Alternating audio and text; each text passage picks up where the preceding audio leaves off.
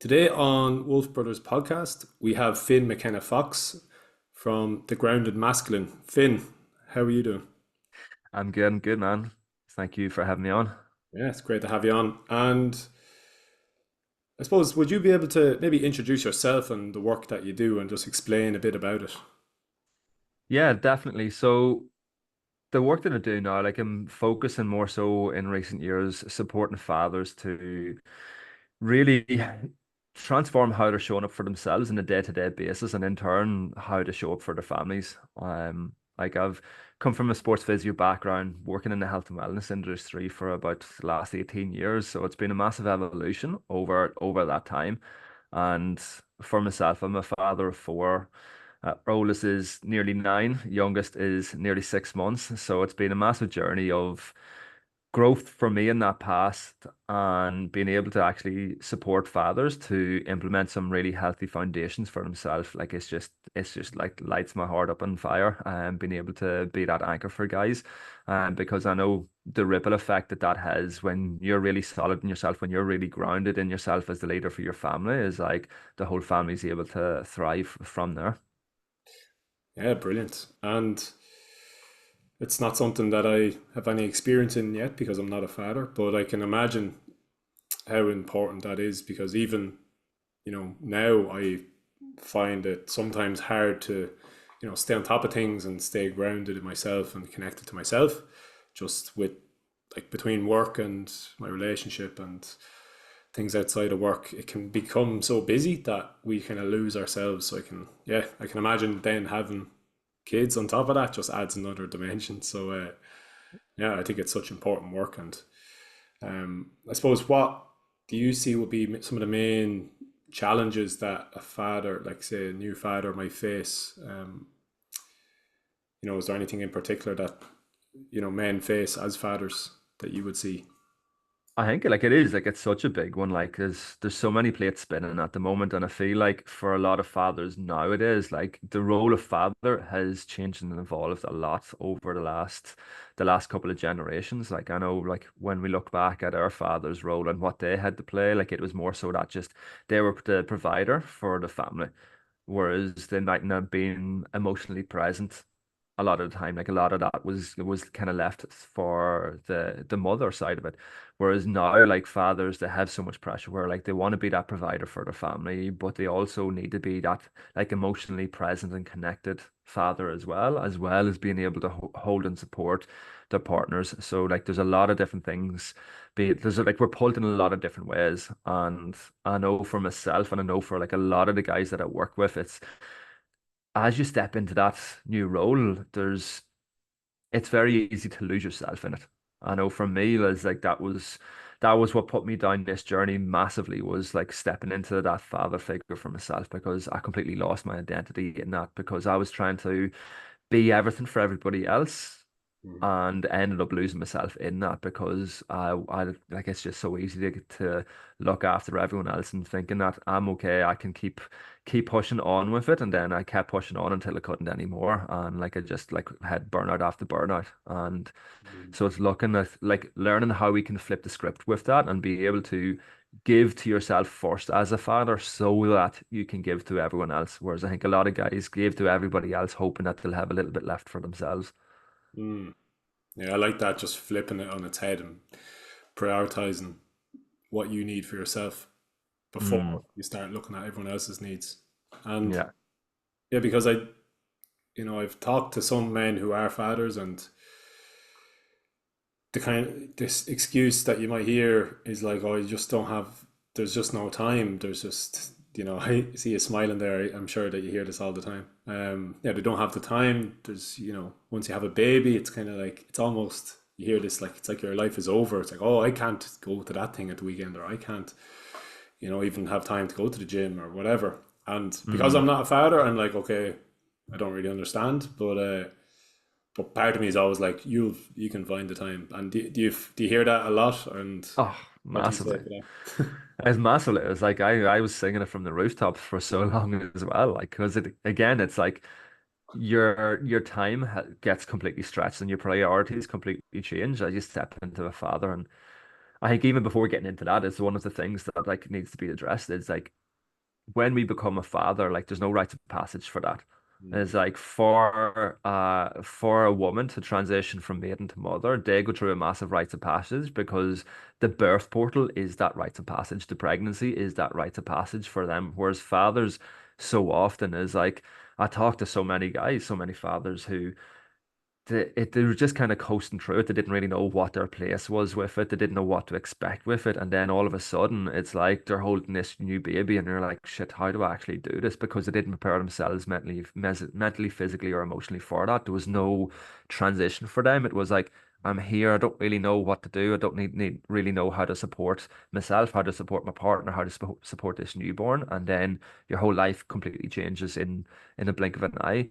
And then it's really hard. It's like, right, how do we actually, what does that look like? How do we play? How do we transition out? How do we start building foundations for your family around that? It can be really daunting and really jarring for people. So that's where I think a big thing that as guys, we need to take responsibility for that process more. So we need to look at what we can do. Excuse me. We need to look at what we can do to prepare ourselves better for that transition because it's fucking huge. mm, And I think a thing like we don't give enough credit for it. We just expect that we're gonna know what we do. We know how to do all of this, and but so often it's like we just go through that new process of becoming a father. You're time poor, you're tired, you're stretched beyond all means, and like you just put on a brave face that everything's okay. mm. Yeah, I love that, and I think yeah, what is hard for us maybe in our generation is that, as you mentioned, we don't really have the same way of fathering that we would have had, you know. So it's changed, yet we have no people showing us the new way. We've no like there's no training course that you do really beforehand. So it's we're kind of nearly left to make it up as we go and like well try and come up with like what kind of father do I want to be? And yeah, maybe we the only blueprint we have is how we were raised ourselves by our own Yeah, fathers.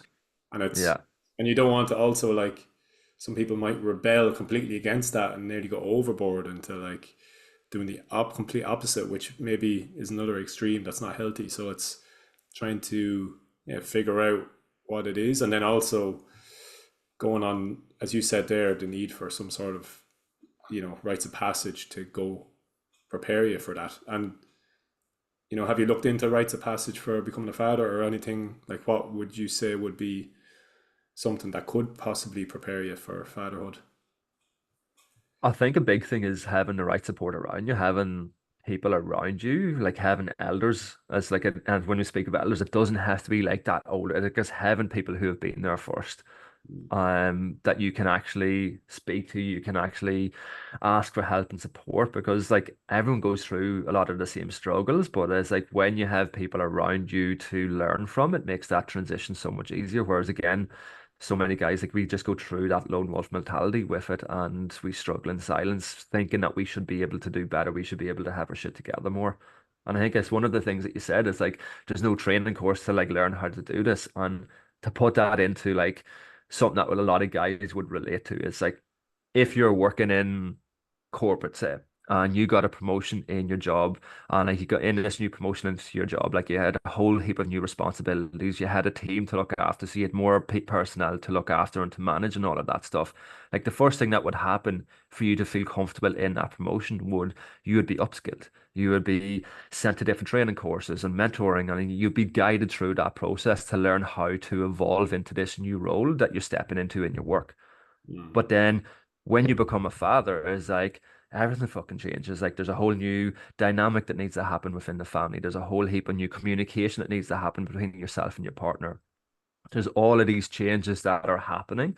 There's a lot, like again, as the kid starts getting older, it's like, and you're learning to like work in that emotional aspect with them and like to meet their needs emotionally, being able to understand yourself with all of that as well. Is like these are all things and changes that are happening. But again, as like as guys, we don't upskill ourselves to how do I actually manage my stress better? How do I manage my time better? How do I open up my communication better? How do I recognize the different emotional aspects of myself and that develop that emotional intelligence better. It's like we don't look at upskilling them areas, but then we get frustrated when we're not actually up to the mark and where we want to be and what we want to do as a father, as a partner, and everything as well. So I think this is part of that process, part of that upskilling for ourselves as guys, is taking the responsibility to where's my downfalls, where's the things that I'm lacking knowledge in, and how can I upskill myself to be able to be more of that anchor and be more of that support.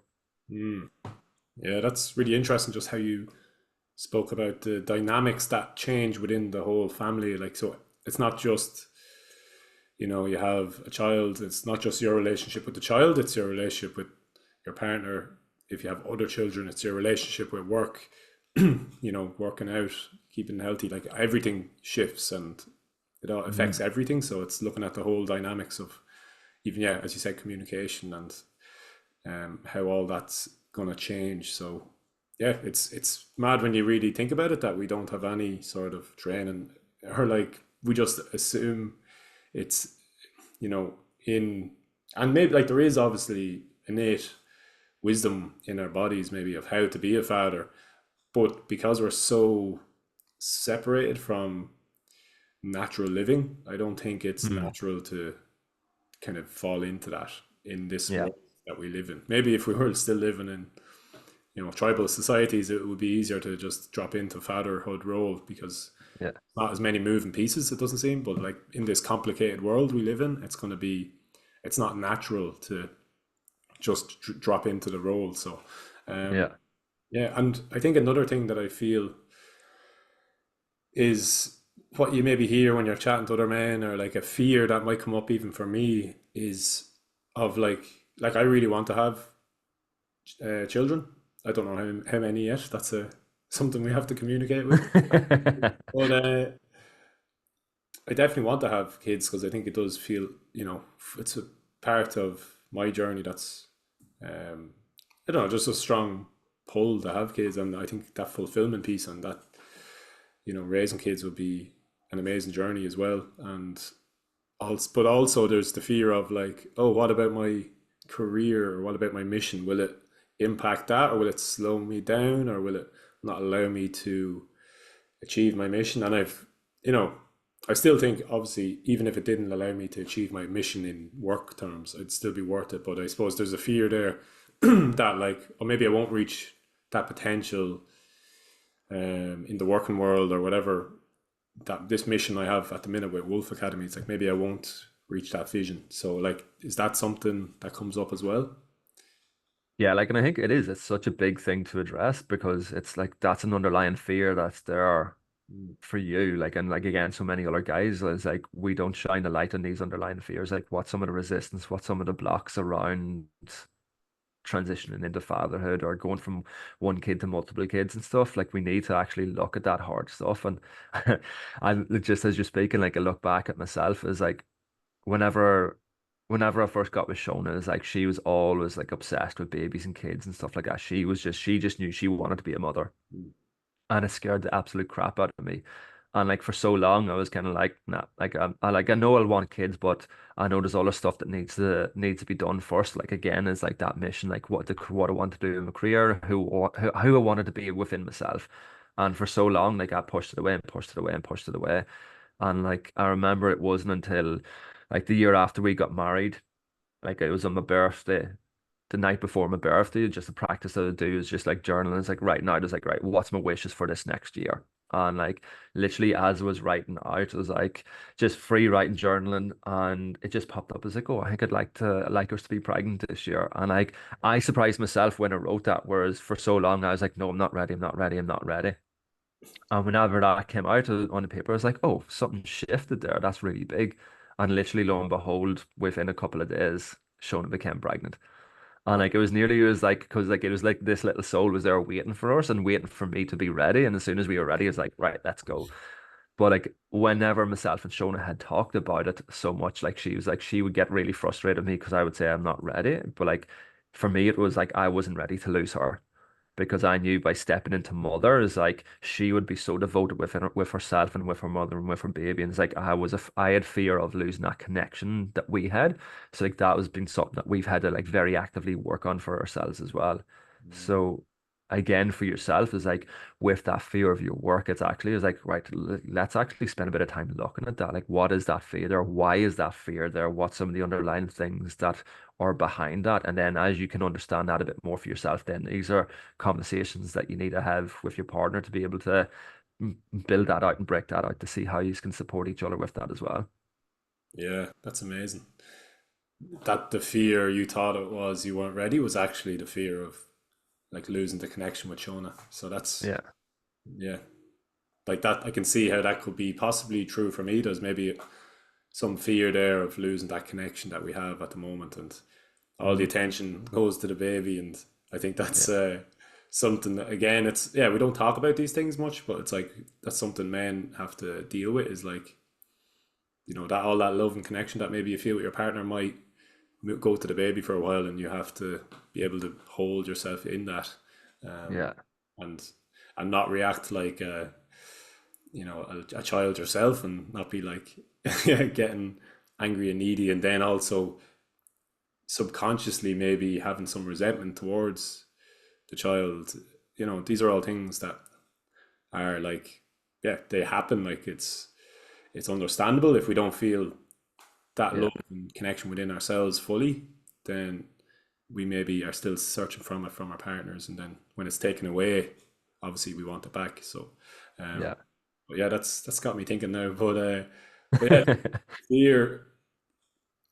I I think there is also, like you were saying, like you did come to the realization then that you were ready, um, and I think for myself as well, it's like I know I I am I'm probably like ready enough. Like I don't think you're ever perfectly ready, but Nah, there you're is never still, fully ready.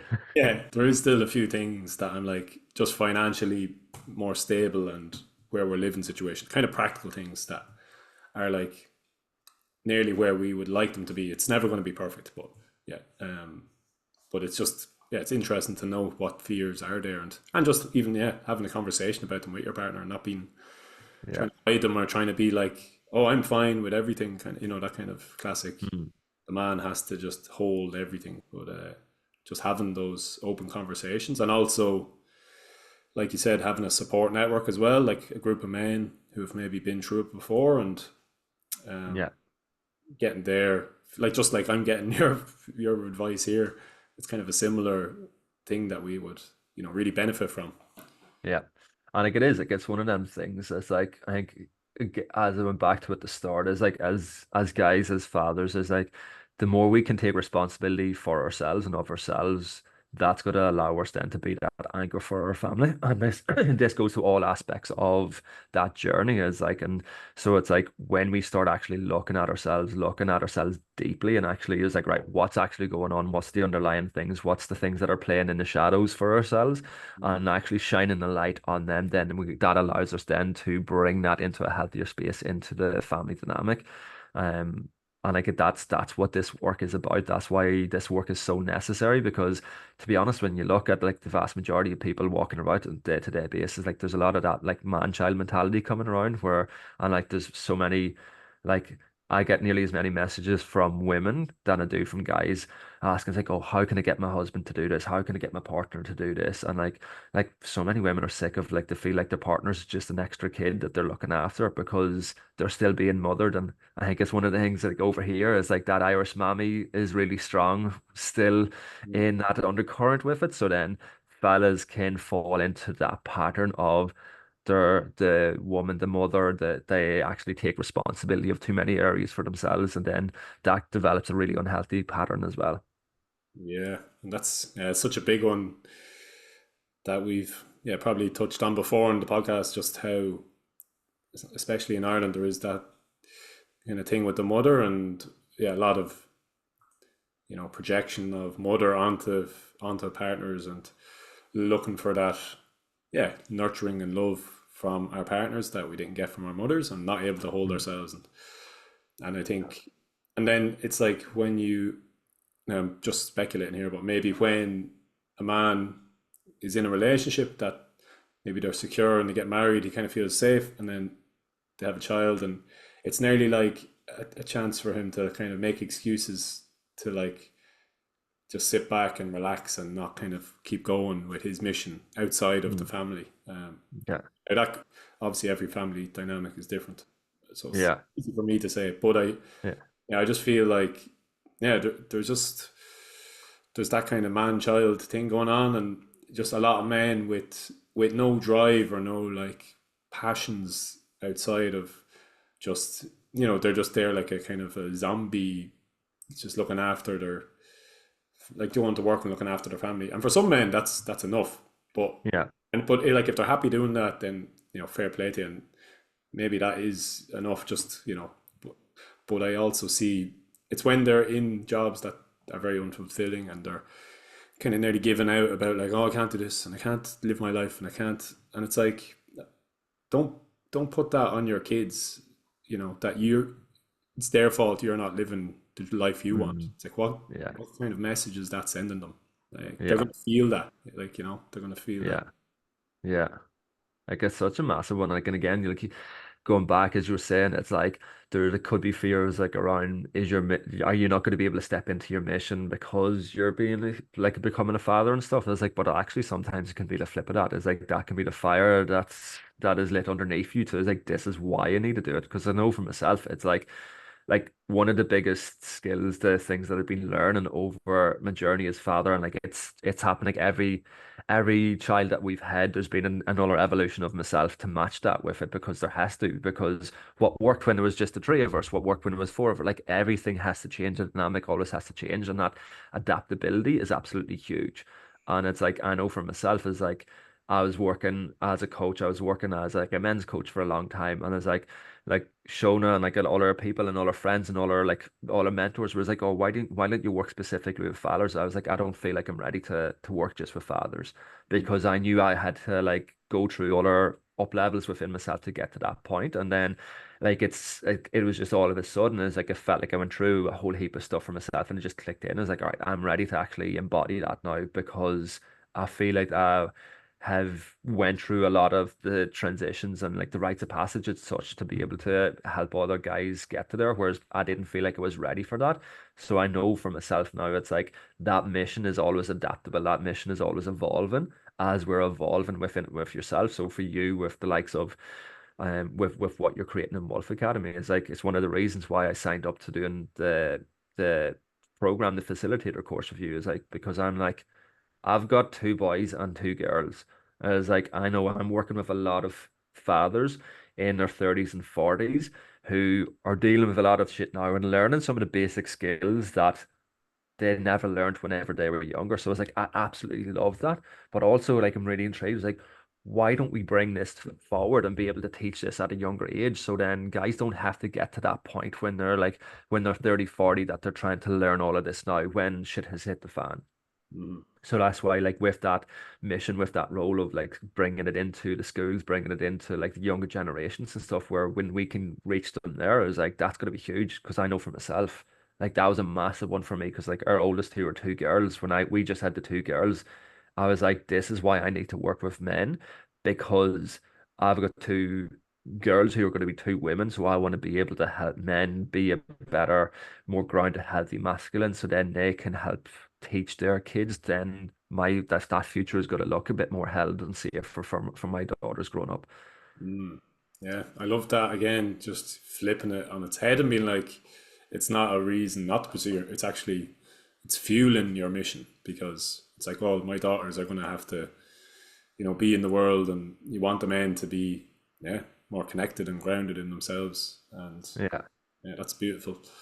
yeah. And can you maybe just to give us a flavor of like what an example of maybe something that you faced as a father, like a challenge that needed you to kind of, up level or upskill yourself from where you were? Like, what was one of those challenges, and what did you learn after coming through that? So I think probably the biggest one I need to speak into here is like with my journey, and like it's one of the things with this work as a whole, this personal development journey as a whole, like this men's work as a whole, it's like one of the biggest things that I've had to really go through for myself was like stop doing the work and start living the work. Mm, And what I mean by that is like there's a lot of people, myself included, for so long that I was caught up in just doing this work and learning more and looking at my shadows and looking at all of the different stuff, but I wasn't fully embodying it in the day to day. And it's one of the things, it's like we can consume all of this information. You can go to every fucking course, you can sit with every single plant medicine, all of that sort of stuff. But if you're not integrating it into your day to day, it's not having the impact that you want, and that's why you're always seeking for something else. And for me, for so long, that was what was going on for myself. Like whereas, like I went through a lot of my struggles like in that first year and a half, 2 years as a father, because I completely lost my whole identity. I'd been doing personal development work for probably a decade before that, and like I was bringing in all of the light and love and bringing in all of that positivity and stuff, but I wasn't looking at my shadows because that shit scared the fuck out of me. mm, And so it got to a point that like too many things started happening around me, too many things started happening in my life that is like I actually need to look at this now because I can't avoid it because I'm not able to get through all of this. My anxiety went through the roof. I was having panic attacks. There's heaps of stuff started going on. So I was like I need to actually just step away from all of this and look at everything critically and clinically. And it's like, right, what is actually going on? What am I missing? And then that is like it was that the whole thing is like stop thinking, start doing. It's like it's not about learning more stuff. It's actually about embodying the changes that I'm trying to make. And that's been a constant message that comes through over the years. mm. It's like when I look at myself, when I look at the times that I was struggling most, when I look at them times, it's like I was like, I'm actually not implementing it into my day to day. I'm not actually integrating the changes that I'm trying to create for myself. And like you're just chasing things outside of yourself rather than actually seeing what's already in. And that's the core of the work that I do. Like with the work that I do with my clients, it goes through like the 3E method, where it's like explore, evolve, and embody, where like you explore where you are right now, you get a really clear picture of where you are right now, what's going well, what's not going well, and then allow yourself, it's like, where do you want to see yourself in a year's time? And like get clear on that, get clear on what that gap is, and then that next step is the evolution of yourself. So it's like, let's actually get to work and start creating Finn 2.0. Like, who is Finn 2.0? What does he look like? What's his habits? What is his behaviors? What's his belief systems? Where do we need to like break down shit? Where do we need to shine a light on our stuff and actually start making these changes in a healthy way? And then the third step of that is the embodiment piece. Let's keep doubling down on this until I'm actually embodying this and that this is who I am. It's not who I'm trying to be. It's just who I am. Mm. And the beauty of that is like once you go through that explore, evolve, and body, it's like you don't get to the holy grail of it. It's like you're just at that next step, that next level for yourself. And then it's like you're looking back, it's like, right, let's actually look now here. Where am I? What's going well? What's not? Where do we want to be next? And you keep going through. It's like that's where we keep spiraling up into that next version of ourselves, that next level of consciousness. Beautiful. And I was just thinking of your logo there when you were talking about the spiral, yeah. And it was funny. I was going to ask you that, like, what is the journey that you would help bring men through? And I love those three, stages of explore, evolve, embody. It just breaks it down and makes so much sense. And then the cycle starts again as you Yeah. continue to move up, yeah, Yeah. the different stages. Yeah. And Because again, it's like with that, it's like I know it's like I've developed that so much because this is what I needed for myself. This is what I needed to go through myself because so long I would explore, I was super fucking aware of myself. I was super aware of the things that weren't going well, the things that I wanted to do. I was evolving, I was making the changes, but I wasn't actually embodying them. So I was just going through them first two, going back and forth. I was chasing the breakthroughs. I was like, oh, let's sit in this big breath work experience and have these big, amazing breakthrough experiences, fucking solving all of life's problems, like sitting with ayahuasca, doing all of these different things. But then I wasn't embodying the changes in my day to day. And then a few months would pass and I was like, oh, why am I back here? Why is this back here? Why is these patterns playing out again? And then it's not until you actually look at that and it's like the patterns are going to keep happening over and over again until you actually learn the lesson from them and actually integrate the lessons from them. yeah, that's such good, yeah, such good advice because you just see it so much in this world, whatever spiritual world or personal development world or whatever world it is, and it's yeah, people like loving the experience, seeking the experiences, but like not actually doing the integration. And even for a Mm, while, I was doing breath work, like once a week back in Navan when I was there, and you'd have the same people coming back every week. Or, but I just realized people were just using it as a thing to kind of get their mind to switch off from the busyness, but then they go straight back into the busyness without like Yeah. actually looking at like, well, why are you getting caught up in the busyness? Maybe there's, like a daily practice you can do to actually try and come back to yourself and live a bit more mindfully. But they're like, it's kind of that quick fix mentality that we've been brought up with in the West of Yeah. like, which pill is gonna, fix me the quickest? Like, oh, give me the ayahuasca and give me the whatever it is, the breathwork experience, and then when I need it again, when I'm struggling next time, I'll just come back to the medicine that will, just shoot me into the into the void and be like, oh, everything's fine. But it's, yeah, how do you actually land the plane and integrate that stuff? Like that's Yeah. hard work that most people aren't willing to do, or they're just, yeah, they don't want to do, I suppose. But Yeah. like, even, and there's even subtler ways that we can avoid the integration. Like I would consider myself pretty good at integrating things, but even just as you're talking, I've just for whatever reason done a lot of trainings this year. Like I just did a retreat last week for like 5 days, and there's loads to integrate from that. And I have another thing coming up that just happened because someone offered it to me for free. So I was like, oh, I'll do that. And then I have something else in September. So it's like, okay, I was like, next year, I actually think I'm just going to take a year to integrate, because Mm. the temptation is always to learn more and to like, which is, it's a kind of a nice, orientation to want to grow and learn, but it's also, am I actually skipping ahead too quickly before I've really integrated? It's nice to have all these certifications and trainings under your belt, but are you actually embodied in what you're doing? And is your life, yeah, a bit more grounded and balanced than what you want it to be? So yeah, Yeah. it's a great message to hear constantly, I think, because it's easy to kind of get caught up in it. So true, man. Like, and it's as you're saying that, one of the things popping into my head is like I remember whenever we caught up and like we were doing like the cherry laurel, like cutting down the cherry laurel one time just outside Navan.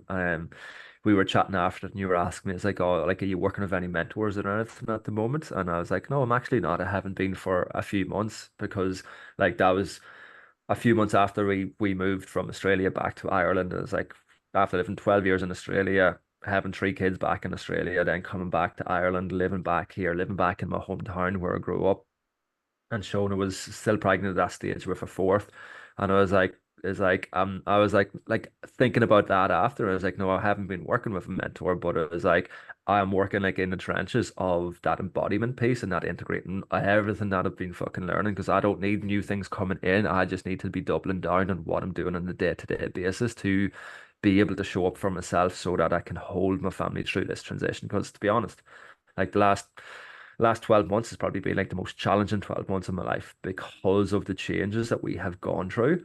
But it's been the strongest that I have felt within myself with that because of that integration, because of that embodiment of all of the stuff that I do and how I've been able to hold myself, how I've been able to hold my family through so much of this chaos over the last 12 months has been huge. Mm. Yeah, brilliant. Yeah, it's inspiring to hear that. Just, and I know, I think since you got home, just from seeing your stories on Instagram, I don't really follow anyone anymore, so you don't see them anymore. But I just saw how you were like consistently working out every day. I think was it, or like for how many days? I don't know if you're still going. I was like, fuck me, fair play to them, because like I think I'm Yeah. quite consistent, but that was another level. So like, Today is actually day 365. oh really? Oh Yeah. wow! Holy shit! Yeah, Congratulations. thank you. Like I haven't done my workout yet, but I'll get that in this afternoon. But again, that was something that I decided. Like we got back at the end of July last year, and again with all of this, with the work, with the awareness, with all of the things, I was like, we're back in on things a shit show at the moment. Things are absolutely crazy. It's like such a transition coming from the life that we had in Australia to being back here in Ireland in Monaghan. And I knew it was going to be really challenging for all of us, as like especially like our kids. There's so much to deal with. There's all of these people that they have just seen. on screens that know everything about them, but they're like it's very daunting on them. Then Shona in her second trimester, like and how she was going through, I was like, I'm going to be stretched beyond capacity here with myself, and I know what my go-to patterns are when everyone else is struggling within my family. Normally, I'm the rescuer. Normally, I'm looking after everyone, putting out all the fires, doing all of this stuff for everyone else. But I'd put myself last, and I can do that for a while, but then I'll crash and burn. And then when I crash and burn, the whole family isn't held within that. So again, it's knowing what your patterns are. I was like, I remember sitting down and just like really sitting with myself. I was like, right, what do I need right now? And what do I need to hold myself through this next few months? And that's where I was like, I need to like move my body every single day. And like I need to do some form of like breath work or meditation every day. I need to do some form of like journal and reflective practice every day. Like there are three small simple things that I can commit to that are going to just allow me to hold myself through this time. And like when I set that up, I was like, and I had no goal. I was like, I'm going to do this for 90 days or I'm going to do this for a year. I was like, I need to do this for the unforeseeable future. Feels like I didn't give a shit how long that was going to be, but I know this is the staple. This is the basics of what I want to be able to hold myself through all of this. And as I said, like it's like hitting it is exactly a year from the start of that. And that is what has enabled me to be able to navigate this last 12 months. Mm. Like not with ease, but like with a lot more fucking grace than what it would have. Because in that time, like I've been stretch beyond fucking no means. Like it's been huge emotionally for all of us. It's been huge physically, mentally for all of us. But I know it was like with having them basics in place for myself, like that has allowed me something to come back to. That has allowed me to anchor myself in no matter what, to show up how I needed to show up. Mm. Yeah, and yeah, it's like the challenges are always going to be there, and the fact that you had the most difficult 12 months, I can only imagine what it would have been like if you didn't have those practices in place. Like you just probably would have. Yeah. Oh, yeah. Like I knew like there was times where like I could see like things slipping for myself. I could see these things going down for myself. And like towards the end of the year, like end of last year, like in around November time, like that's where like it was a real big struggle for a lot of us.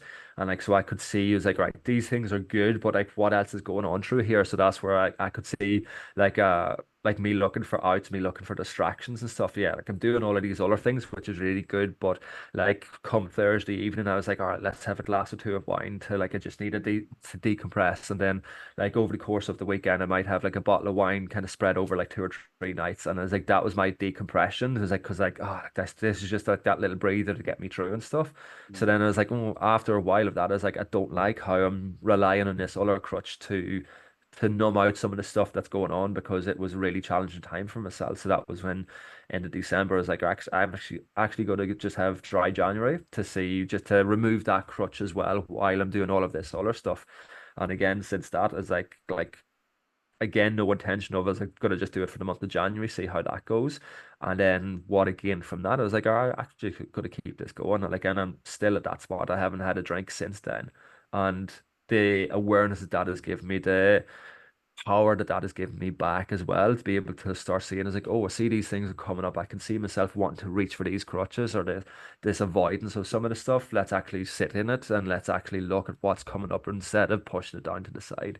Like, and I think there, again, it's just really important things to do for ourselves so we can navigate challenging times. Because, like, to be honest, any guy, like life is fucking challenging. There's always going to be curveballs, but when you throw a kid or two or more on top of that, there's just going to be so many other curveballs that are going to pop up. So it's becoming more resourceful within yourself, being able to know and understand what your capacity is and be able to build yourself up to have the right support around you to navigate that is so important.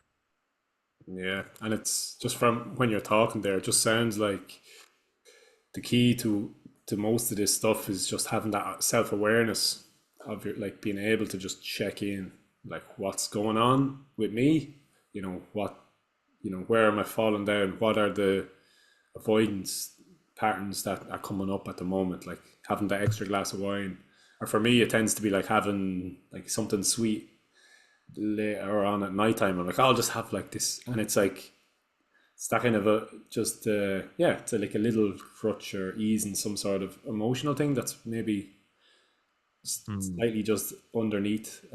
So it's yeah, it's kind of it sounds.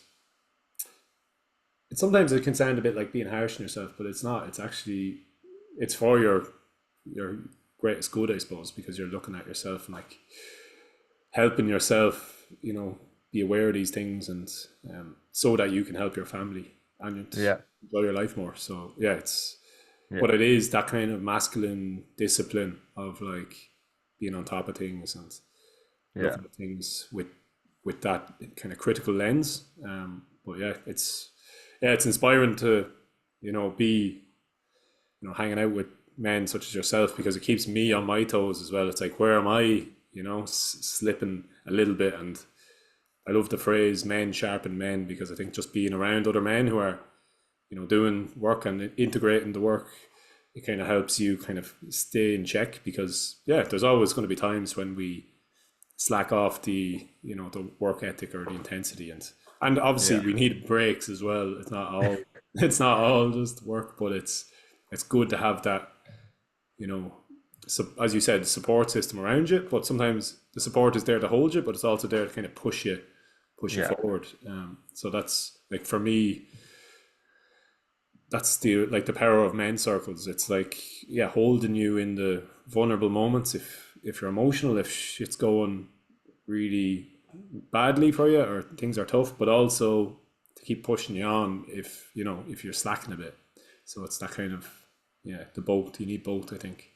yeah. And like again, it's such a big thing. Like, and it's as we're doing this, like it's not being super hard on ourselves all the time with it. It's like giving ourselves that bit of ease and like knowing and understanding where we are. It's like I'll be the first to admit is like I don't have my shit together all the time. Like there's lots of still challenges and struggles that I go through on a day-to-day basis, but I know that it's a journey, it's not an end point now.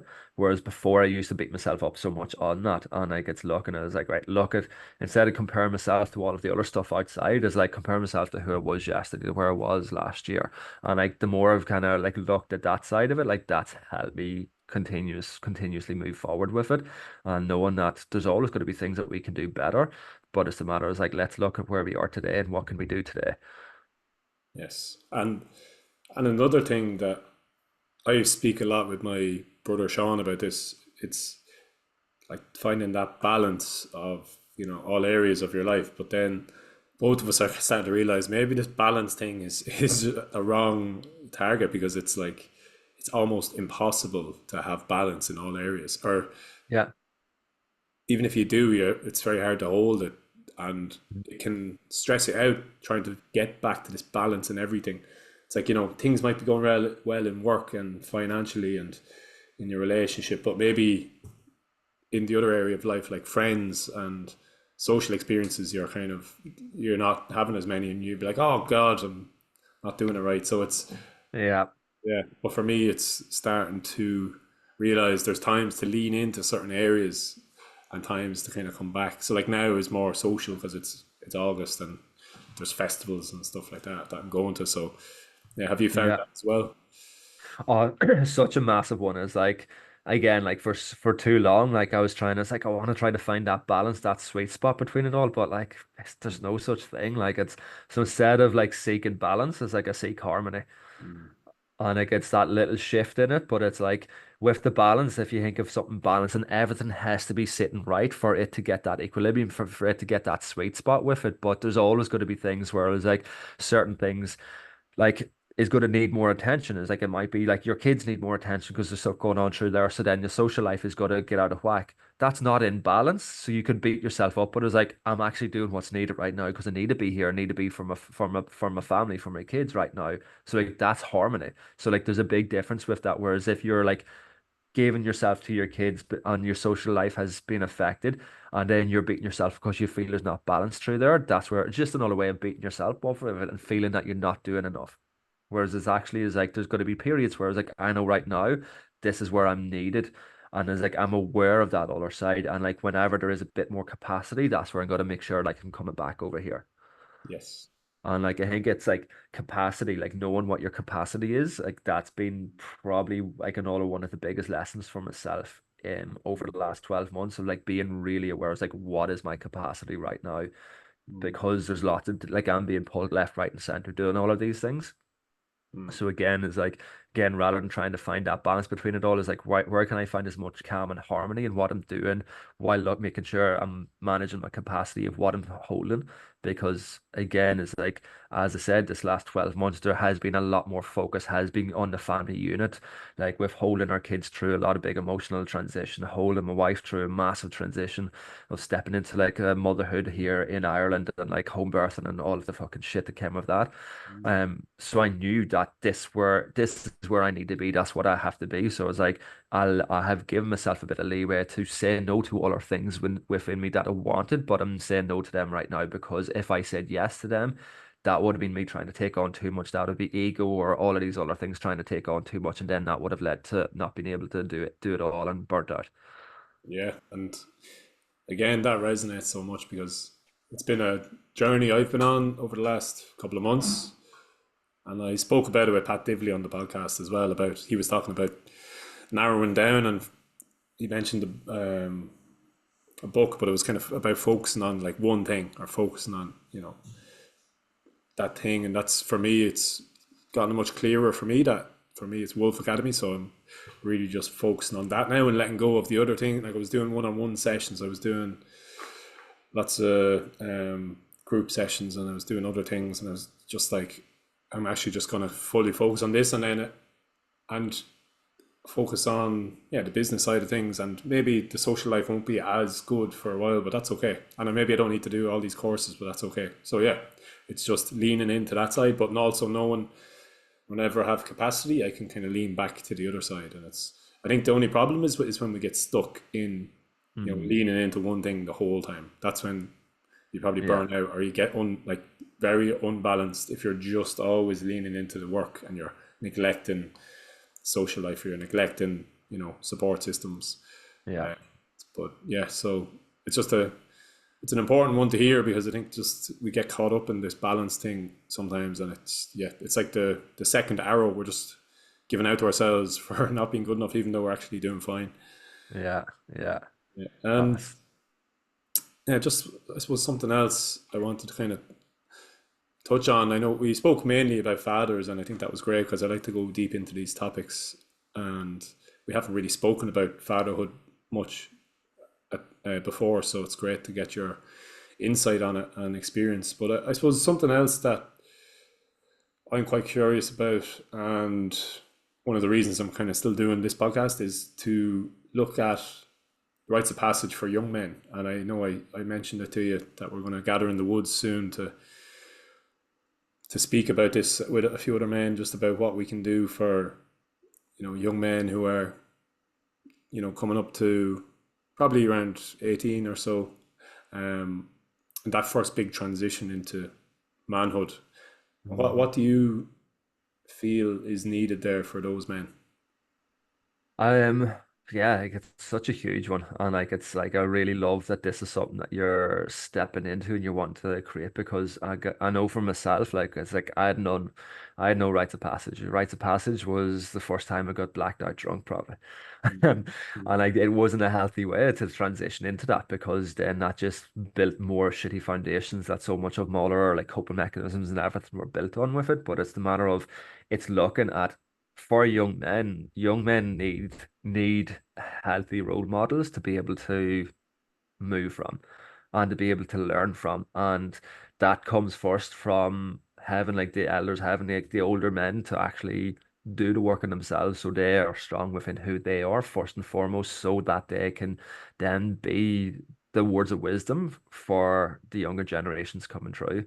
And I think that's one of the things. It's like there's not enough men who have this deeper awareness, who are doing this work for themselves to then be able to be an anchor for the younger generation coming through. Because to be honest, it's like when you look at the younger generations coming through, it's like it is a fucking challenge. They have a lot to deal with. Like I look at myself as conversation that I have quite often with like friends and with Sean and stuff like that is like I feel like we are one of the luckier generations because we know what it was like without all of the distractions, all of the internet, all of the phones. We know what it was like without all of that, and we know what it's like with it. So we have seen that both perspectives. But like I even know for like with Shona, with her sister that's a few years younger, she doesn't know any of the old ways. She just knows of she is one that first age coming up with technology at their fingertips and stuff. And like it's a really scary thing. Whereas like it's I think for younger fellas to be able to learn is like, right, what does it mean to be a man in today's society? What does it mean to actually know who you are, feel comfortable who you are, and have a band of brothers around you to be able to be open and honest with? I think that's such an important thing to be able to create because that connection, that community element is such a thing as there's such a disconnect in today's society. Yeah, and that's when you really break it down, it's quite simple, and it's complex problems maybe, but the solutions can be simple enough. It's like getting young men maybe away from those distractions and also those identities that are held within these social media profiles or online, and getting them into nature for me is that's what I Mm. see, and it's allowing that nature to kind of help them let go of those identities for a while. I don't know how long that's going to take, but it, and then you just realize, oh, I'm just here in nature. It's just me in this Mm. moment, this presence, and all that other stuff is, it's not really me. It's just existing somewhere else. And then also having that piece of the band of brothers around them, or the wolf pack, or whatever you want to call it, the wolf brothers, um, like, and being able to share openly and honestly with them what's going on for them, and not all just their feelings, but also their hopes and their dreams, what they want to achieve in the world. Like sometimes I find it easier to share, what I'm ashamed about, more so than what my dreams are for the future. So because I don't want people to think I'm egotistical, or I don't want people to think, oh, like, oh, he wouldn't be able to do that, or so it's not just your insecurities, it's also your dreams, and Mm. having also those mentors, as you mentioned, there to guide you when you need, because like we all need guidance. There's times, I think, in that transition, there's times where you feel like you could be losing your mind. You feel like you don't have a clue who you are. You're like, who am I? And Yeah. I think that's all necessary, the breakdown of the identity or the ego, so you can step into that new version of yourself. But if you Yeah. without the guidance from the elders, you might just think you're fucking going crazy, and like, or there's something wrong with you. And yeah, it was actually really sad this morning. I went to the gym with Megan, and then on our way, we stopped in the shop on the way home, and there was a picture in the shop. Like, it's a right next door to us here in Sligo. We go in a good bit. And there's a picture of a young man, and with his face like rest in peace. And we were like, oh, what happened? And he used to work in the shop but on Friday he was working till like 9 p.m. and he went home and took his own life. And he was only 19. And we were just like, oh my God. I was just like, he was like right there. Like, I seen him, every time I go into the shop, but I didn't know Mm.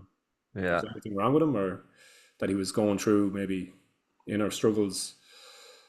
And then he's just gone. Then when you come back on the Monday, and it's like, Jesus. And it's just a reminder for me that it's like young men need this. Like, it's Yeah. like he didn't need to die. His maybe his ego or his identity needed to go, but he was looking for that initiation that he obviously didn't know about, or it doesn't really exist much in this world. Yeah. Yeah. No, it's such a big one. Like it really, really is. Like, and I think that's why it's such a missing piece, for a lot of guys today, like both the young and old. Like, I know for myself from experience, like I'm in the middle of running like an 8 week program for men up here in Monaghan, and like it's been amazing to see the transition over the first 4 weeks with them, and like because they've never experienced anything like this. Like in their own words, like they have never felt safe in a group of men to be able to talk about real issues. Mhm.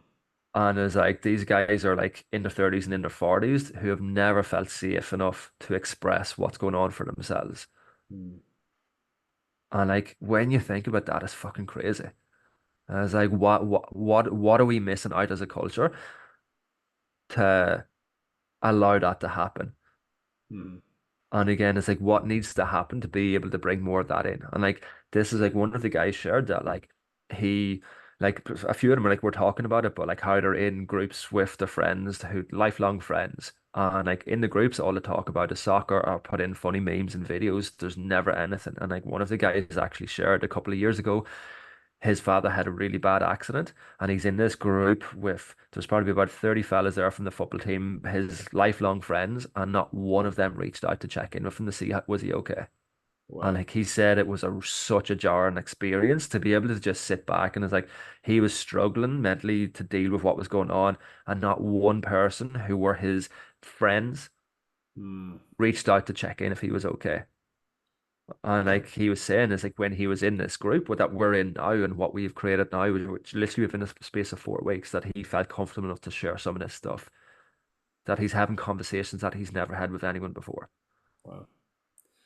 Yeah, that's powerful, and it just goes to show you the power of create like intentionally creating that space, and obviously your ability to hold that space and to hold the man in that container.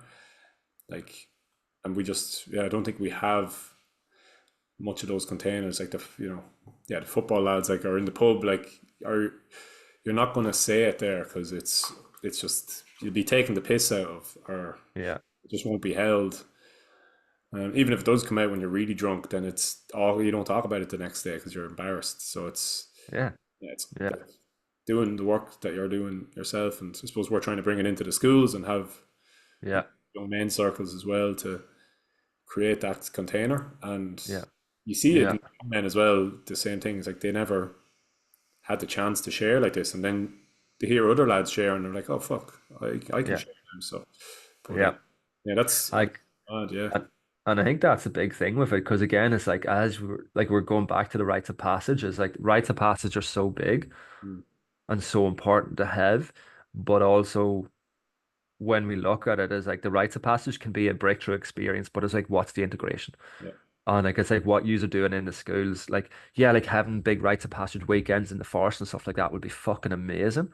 But also outside of that, there's only going to be a certain amount of people will go to something like that. But if you can start creating like them that safe space within a class of guys in schools and stuff like that, that's something that you're changing the culture. That's something that you're integrating into the school environment.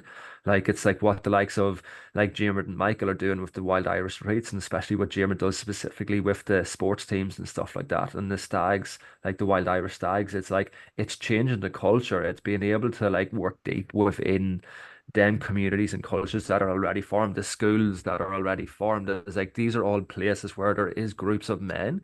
What can we do to be able to change the culture in there to be able to make this more norm?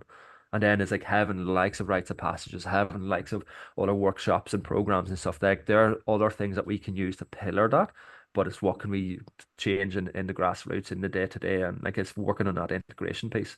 Yeah, that's such a good point. Because sometimes you think, oh, if we could only get them to the rites of passage, and then that'll be it. But it's yeah, that's an important, really important part. But it's the integration that's so key to have that in place in yeah in the places where they already are. It's like we Yeah. have to go yeah trying to find them everywhere. It's like the men are there, like GA teams as well. Like such a good place to bring this stuff in because the men are already there. Well, like it's one of the things as well. I know for myself, like whenever I got here, I can being over in Australia for 12 years, coming back and want to bring what I do back here and stuff like that. Is like I spent months and months, like literally, like went on to the GA website and like through the GA website, like you can get like the list of all the clubs, you can get the direct contact with the health and wellness officers, the email address, phone numbers for all the health and wellness officers for every single club in the fucking in the country there. And like I contacted like a whole heap of clubs in the local area here numerous times about this is me, this is what I do. I'd love to be able to do something within the club for you guys. I want to be able to do workshops, whatever it is, like literally like having it super easy for them to be able to do because I was looking, it's like this is where there is already groups of men together. Haven't done one workshop yet. Wow. And I was like, it's making it so accessible, so easy for them. This is what it is, this is what it's about. And like out of that, like I've had 4 or 5 of the clubs, it's like, oh, this is be amazing. But then it's not a priority.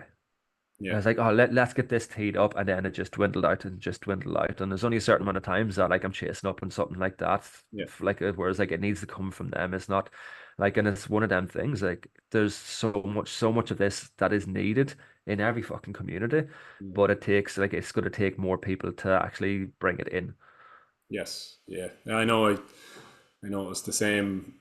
Even in the schools, it can be the same a lot of the time. It's like, oh yeah, this is amazing, but it's still not a full priority. It's starting to become more important, but it's Yeah, not really recognized. It's not yeah, really understood yeah, the importance of it. But even if they understood, say for GA teams, like how doing this circle work or shadow work with men, like that's going to seriously improve your game. Never like ah, for me, it was not. I did not need more training. I needed inner work and belief in myself. yeah, That yeah. was the thing stopping me. Yeah. Like how many teams like is there like the teams aren't playing well together because there's two fucking egos that are ruling the team and that just has like a toxic culture through the whole team then. And it's like let's actually like look and do some of the inner work with it as well. As you said, it's not doing more sprints, it's not fucking lifting heavier in a gym. It's like getting into the mind gym.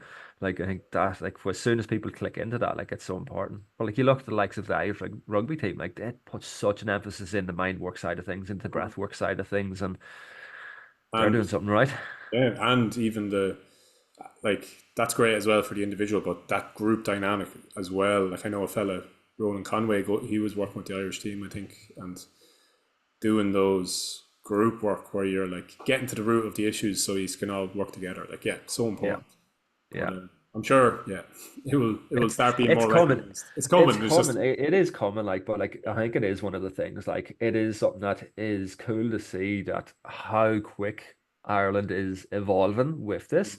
Like it was one of the things looking from afar when I was over in Australia, knowing that we were coming back. I was like, oh, what is it going to be like here? And like as soon as I started reaching out and started connecting in with what's happening in Ireland, that's where like I first met yourself and Daryl and first like connected in with the likes of like Luke and like and Jeremy and all of them ones. I was like, fuck, there's actually a lot of stuff happening there. There is a big movement that is starting to happen there. And like I know it's like there's still a lot of resistance with the pickup from the general public, but I know it's coming. Because like I seen it in Perth, like when we were in Perth, like I was around like when it was first starting in Perth, when it was like people were really hesitant. It's like, oh, what's the fucking hippy dippy shit that you're doing? And going, what's the men's work all about? Like it's just it's not necessary. But now I look at where it is, literally only 6, 7 years later. It's like the evolution over there has been absolutely huge.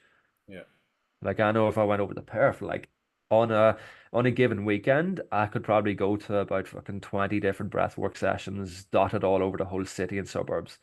yeah, And like men's groups and all of that stuff. Every suburb has men's groups. Every suburb has all of these different connections, these big communities coming together with that. But again, that took years to get to. yeah, And it's like, what's happening here in Ireland? Like, it's getting there really quick. There's groups popping up more and more. Like, there's more and more people popping up. But it's like, that's where, like, it's happening. And it's just having the patience and knowing that it is going to happen because the right facilitators are here leading the way. And, like, it's one of the things that, like, I love what you guys are doing through Wolf Academy is being able to bring this into the school side of it. There's people bringing it into the corporate side of it. There's people like Jeremy that's bringing it into, like, the club side of it. Like, it is filtering through. And the more it filters through, like people are just going to be lapping it up more and more. yeah. Exactly, man. So yeah, we just got to keep focusing on what we're doing and trust it will grow and evolve. But Yeah. all them clubs will get back to you. And sorry, we didn't listen. Yeah. Yeah. So just in terms of, I suppose your own work, you kind of touched on a few bits, but just in case people are listening and they want to start stepping into men's work, or if they're a father and they want to start working with you, like do you have group programs, one-on-ones, or what do you have at the moment?